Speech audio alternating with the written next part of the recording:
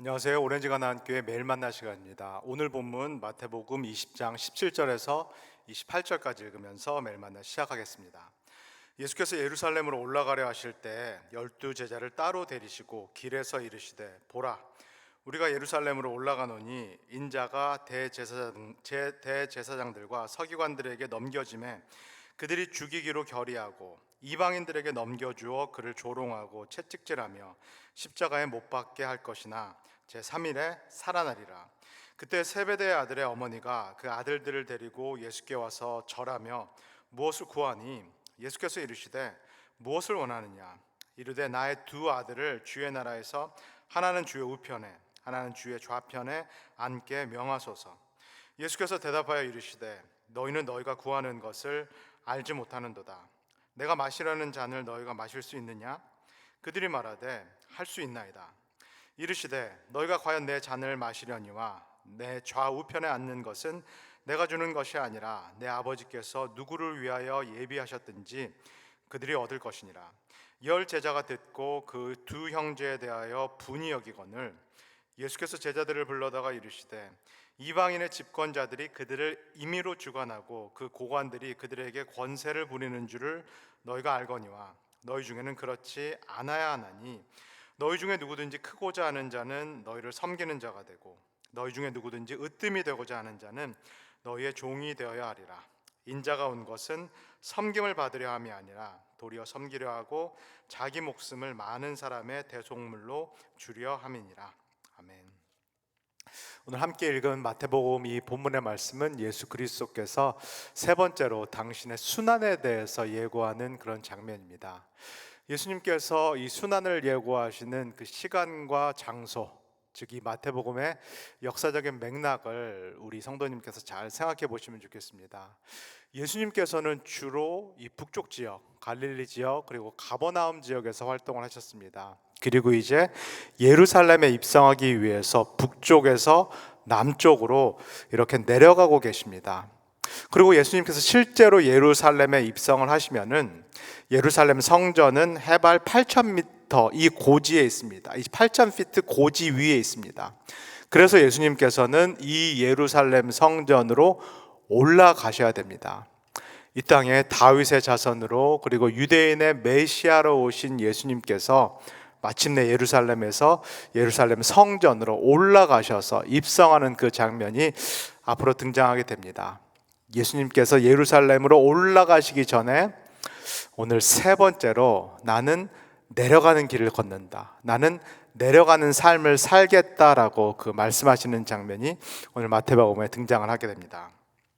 18절에서 19절을 같이 읽겠습니다. 보라, 우리가 예루살렘으로 올라가노니 인자가 대제사장들과 서기관들에게 넘겨짐에 그들이 죽이기로 결의하고 이방인들에게 넘겨주어 그를 조롱하며 채찍질하며 십자가에 못 박게 할 것이나 제3일에 살아나니라.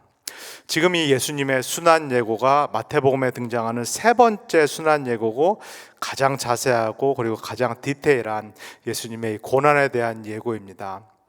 6월절이 됐습니다.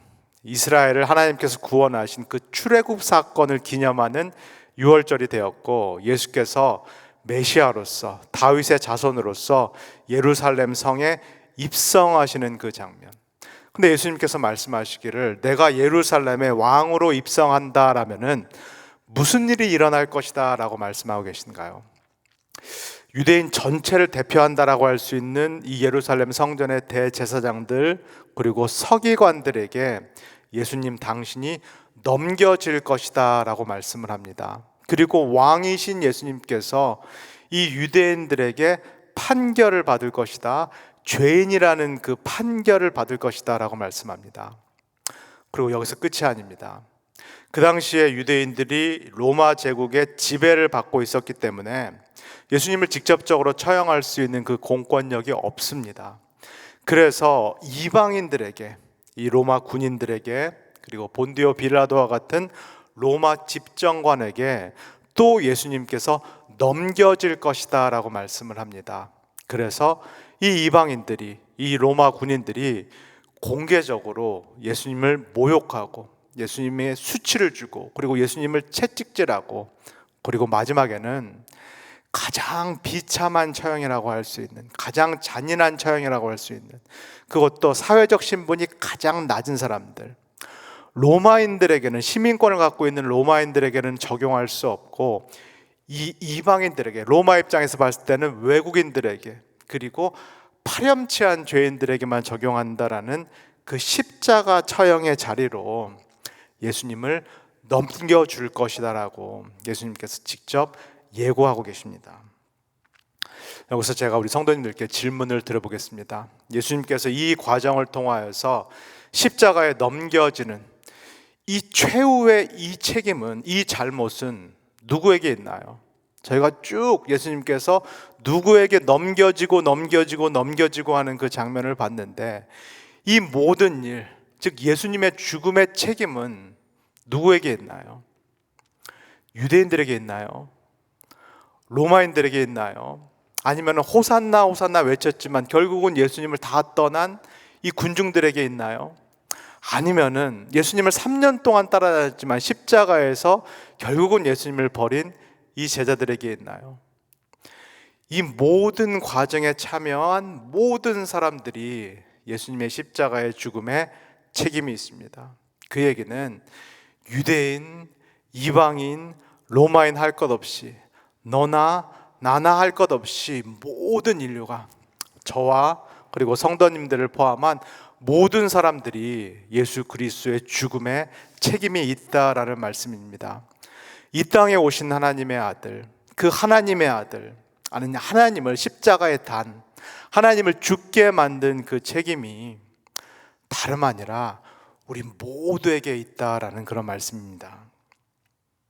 예수님께서는 이렇게 당신이 예루살렘의 왕으로 입성하시지만은 당하실 그 순환에 대해서 디테일하게 말씀을 하고 계신데, 그런데 예수님을 따른다라는 이 제자 공동체에서는 이런 이야기가 나오기 시작합니다. 우리 20절에서 21절 읽겠습니다.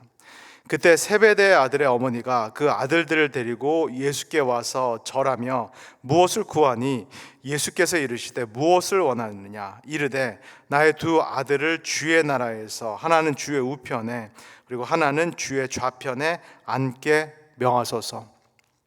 예수님께서는 우리가 본 대로 다시 자신이 이 예루살렘 입성에서 당할 그 순환에 대해서 매우 자세하게 말씀을 하고 계신데, 자신께서 내려가는 길을 걷겠다, 자신은 내려가는 삶, 그 종점은 십자가의 죽음이다라는 것을 말씀하고 계신데, 이 제자 공동체에서는 또 무슨 이야기가 나오기 시작하나요? 올라가는 길, 그리고 올라가는 삶에 대한 이야기가 또 나오기 시작합니다. 이 공동체에서 누가 제일 높냐, 누가 제일 크냐라는 이야기가 이 와중에 또 나오기 시작합니다. 여기서 예수님께 나와서 부탁을 하고 있는 이 여인은 세베대의 부인인 살로메입니다. 살로메는 우리 성도님께서 아시는 것처럼 예수 그리스도의 어머니 마리아의 자매입니다. 그래서 이 살로메는 예수님께는 이모가 되는 사람입니다.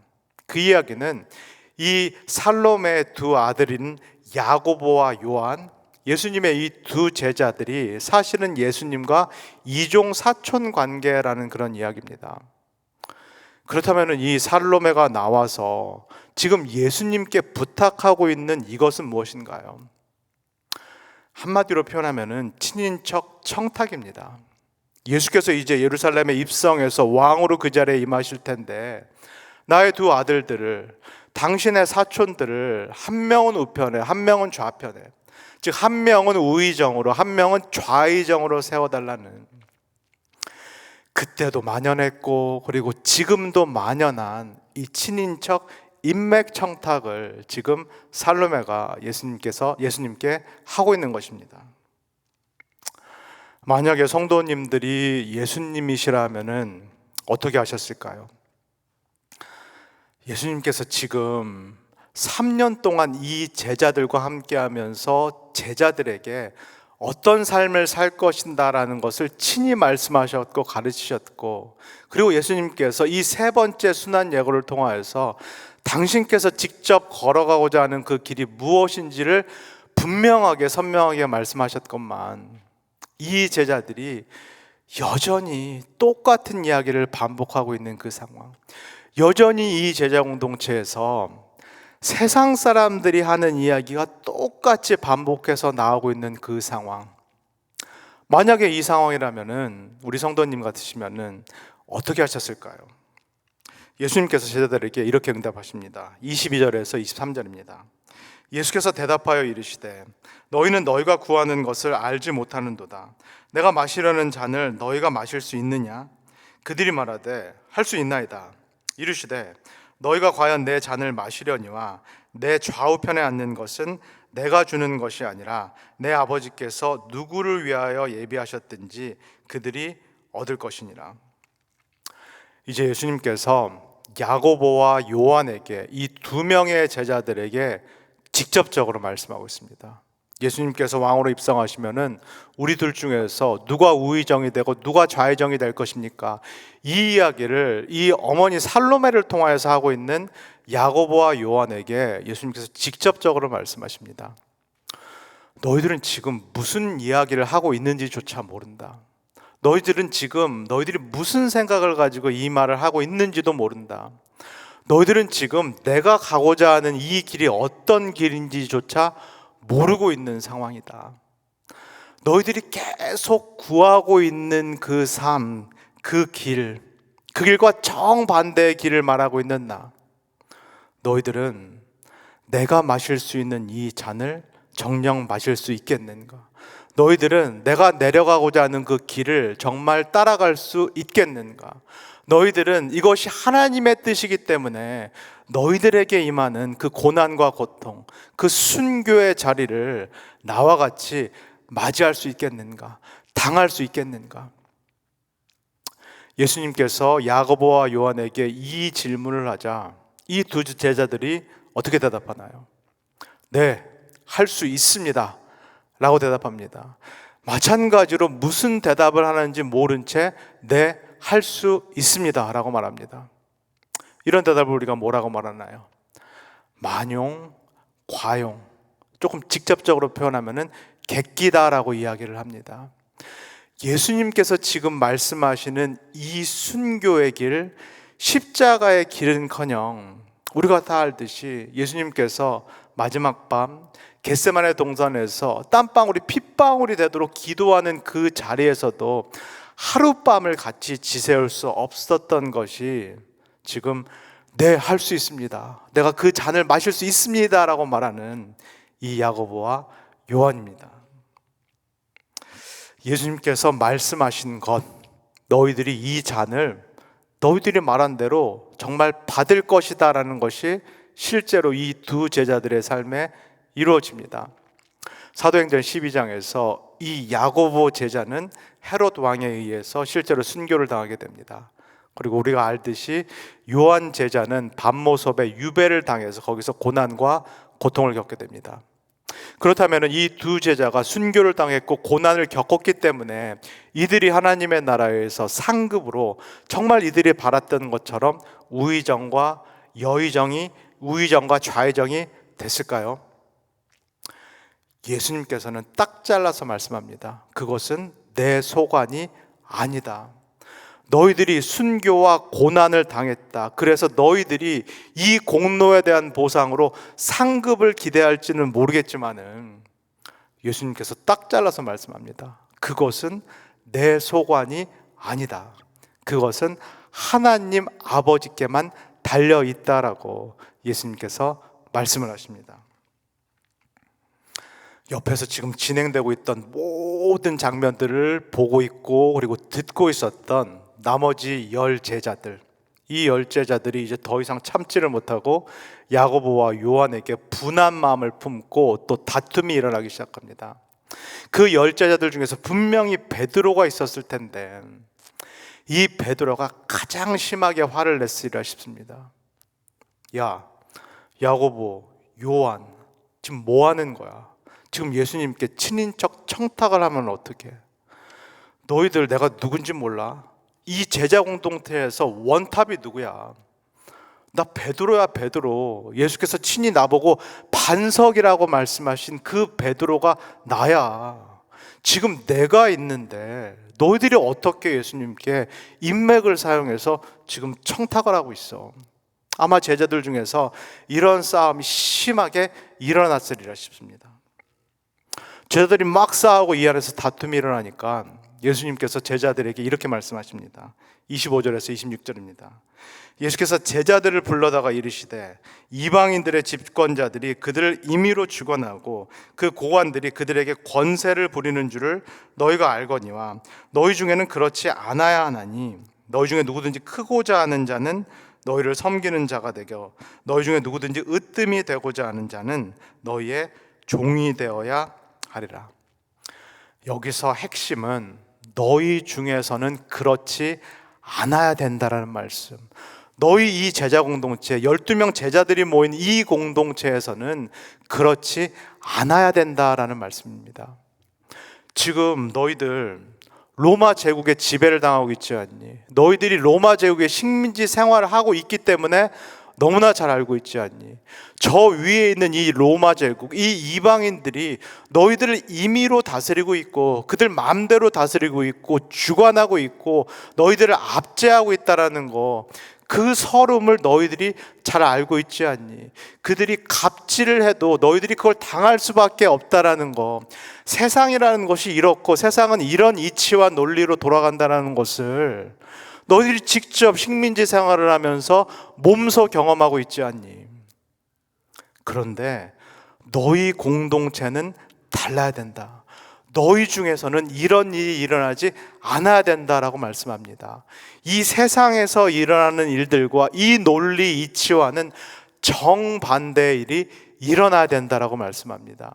너희들은 서로에게 섬김과 대접과 인정을 받으려 하지 말고, 왜냐하면 그것은 세상의 논리이기 때문에 너희들 공동체에서는 누구나 다 앞에서 우리가 마태복음에서 본 것처럼 작은 자가 돼야 된다. 어린아이가 돼야 된다라고 말씀합니다. 상대방 보고 작은 자가 되라, 어린아이가 되라, 그래서 나를 섬겨라라고 말할 것이 아니라 그거는 세상 논리고, 이 공동체에서는 스스로가 서로가 다 작은 자, 어린 자, 낮은 자가 돼서 서로를 섬기고 서로를 인정하고 서로를 대접하는 그런 일이 일어나야 된다라고 말씀합니다. 이곳에서는 이러한 방식의 제자 훈련이 반드시 일어나야 된다라고 예수께서 막 싸우고 있는 제자들, 네가 크냐 네가 높냐라고 막 싸우고 있는 이 제자들에게 말씀을 하십니다. 그리고 예수님께서 마지막으로 제자들에게 이렇게 말씀합니다. 28절입니다. 인자가 온 것은 섬김을 받으려 함이 아니라 도리어 섬기려 하고 자기 목숨을 많은 사람의 대속물로 주려 함이니라. 너희들은 이 세상 논리, 세상 이치, 세상 가치와 같이 살아서는 안 된다. 너희들이 모여있는 이 제자 공동체라는 이 교회 공동체는 서로를 섬기는, 서로가 낮아지는 그런 삶을 실천하는 곳이다. 이게 어떤 삶인지 잘 모르겠거든 나를 보라는 말씀입니다.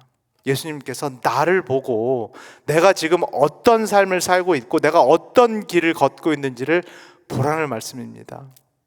지금 모든 유대인들도, 그리고 이방인들, 로마인들도 그렇고 모든 군중들도 그렇고 심지어는 예수를 따르는 제자들도 그렇고 사실은 다 높아지기를 원하는데, 다 높은 곳으로 가서 자의대로, 즉 임의대로 자기 마음대로 다른 사람들을 위해 군림하기를 원하는데, 그 삶 말고 지금 내가 걷고자 하는 이 길, 다윗 자손의 왕으로 왔고 메시아인 내가 걸어 내려가고 있는 이 길, 이 삶을 본받으라라고 예수님께서 말씀합니다. 인자이기 때문에, 하나님의 아들이기 때문에 마땅히 섬김을 받을 수 있고 대접을 받을 수 있는 내가 오히려 이 모든 것들을 내려놓고 사람들 아래로 가서 그 사람들을 섬기고 심지어는 모든 사람들을 위해서 내 삶을 대속물로 내어놓는 이 길, 이 삶을 보고 배우라라고 예수님께서 이 싸우고 있는 제자 공동체에게 말씀을 하고 계신 것입니다. 사랑하는 우리 오렌지 가나안교회 성도 여러분, 여러분들께서 속해 계신 이 오렌지 가나안교회 공동체는 어떤 공동체인가요? 여러분들께서 아직은 잘 못 느끼실 수도 있겠지만은 이 교회 공동체도 예수님께서 정말 자신의 삶을, 자신의 생명을 대속물로 내어주고 사신 예수님의 몸된 공동체입니다. 이 공동체도 우리가 마태복음에서 보고 있는 것처럼 예수님께서 불러 모은 사람들이 있는 제자 공동체입니다. 그렇다면 이 제자 공동체인 오렌지 가나안 교회 공동체에서 우리가 받아야 될 것은 무엇인가요? 우리가 받아야 될 것은 다른 사람들로부터의 인정이라든가 대접이라든가 섬김이 아니라 우리가 교회 공동체 안에서 받아야 될 것은 제자 훈련입니다. 이 교회 공동체 안에서 스스로를 낮은 자로 여길 수 있는 훈련, 스스로를 작은 어린아이와 같이 여길 수 있는 훈련, 그래서 상대방으로부터 대접과 인정과 섬김을 받을 것이 아니라 내가 서로에게 인정해주고 대접해주고 섬길 수 있는, 정말로 예수 그리스도를 닮아가는 그 제자로서의 삶을 훈련받는 곳이 바로 제자 공동체인 교회 공동체에서의 우리의 삶이 되겠습니다. 더 이상 다른 지체들로부터라든가 또는 목회자로부터라든가 내가 섬김을 받아야겠다, 대접을 받아야겠다, 서비스를 받아야겠다라는 그런 생각을, 세상에서 갖고 있는 그런 생각을 모두가 다 내려놓고 내가 이곳에서는 훈련을 받겠다, 내가 이곳에서는 다른 사람을 섬기고 인정하고 대접하는 그 훈련을 받겠다라는 그 마음을 우리 모두가 가질 수 있기를 소원합니다. 저와 여러분들은 이 땅에서는 모두 다 죄인입니다. 그 이야기는 오늘 마태복음에서 봤던 이 제자들의 모습이 여전히 이 땅에서는 이 죄인된 우리에게는 남아있다라는 사실입니다.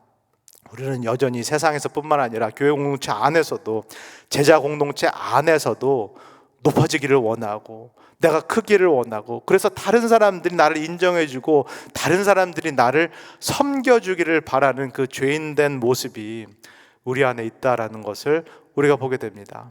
사순절 기간은 이 모습을 먼저 정직하게 들여다보는 시간입니다. 우리가 이렇다라는 것을 우리가 하나님 앞에서 감추지 않고 솔직하게 인정하는 시간, 그 시간이 바로 우리가 통과하고 있는 사순절 기간입니다. 예수님께서 3년이나 동고동락을 했고, 그리고 세 번째 이 순환 예고를 했음에도 불구하고 엉뚱한 얘기를 하는 이 제자들, 정반대의 삶을 꿈꾸고 있는 이 제자들을 예수님께서도 그래도 참아주시고 인내하셨던 것처럼 우리가 신앙생활을 오래 했고 교회 생활을 오래 했지만 마찬가지로 세상적인 가치를 가지고 살아가는 우리를 하나님께서 오랫동안 참으시고 또 오랫동안 기다려주고 계심을 믿습니다. 하나님의 우리를 향한 이 인내하심, 하나님의 우리를 향한 이 신실하심을 기억하시면서, 그러나 오늘 하루도 내가 제자로서 빚어져 가기를, 내가 제자로서 하루를 살 수 있기를, 그 걸음을, 내려가는 그 걸음을 걸을 수 있는 우리 모든 성도님 되시기를 주 예수 그리스도의 이름으로 간절히 소원합니다. 다 기도하겠습니다. 사랑해 주님, 마태복음을 볼 때마다 내 자신의 모습, 우리 자신의 모습을 다시 한번 정직하게 보게 하여 주셔서 감사합니다. 우리가 제자들이 어쩌면 저럴까, 예수님과 3년을 동고동락을 했는데도 어쩌면 저렇게 세상 사람들과 똑같이 생각하고 똑같이 추구하는 삶을 살까, 그렇게 말을 했지만 사실은 그 모습이 나의 모습이요, 우리의 모습이라는 것을 이 아침에 정직하게 고백합니다. 우리가 교회 공동체 안에 들어왔지만 여전히 인정을 받고 대접을 받고 섬김을 받고자 하는 그 마음이 우리 안에 가득함을 우리가 고백을 합니다. 자꾸 남 위에 서고 싶어하는 그 마음이 우리 안에도 있다라는 것을 주님 고백합니다. 하나님 아버지, 이 시간에 이 아침에 성령께서 우리의 마음을 새롭게 하여 주시옵소서. 그래서 서로 내 자신을 작은 자로 여길 수 있는, 어린아이로 여길 수 있는 그 마음을 우리에게 허락하여 주시옵소서. 그래서 이 교회 공동체에서 신앙생활하는 동안에 다른 사람을 섬길 수 있고 다른 사람을 인정할 수 있고 다른 사람을 대접할 수 있는 그 제자로서의 훈련을 우리가 기꺼이 받을 수 있도록 우리를 축복하여 주시옵소서. 감사드리며 예수님의 이름으로 기도합니다. 아멘.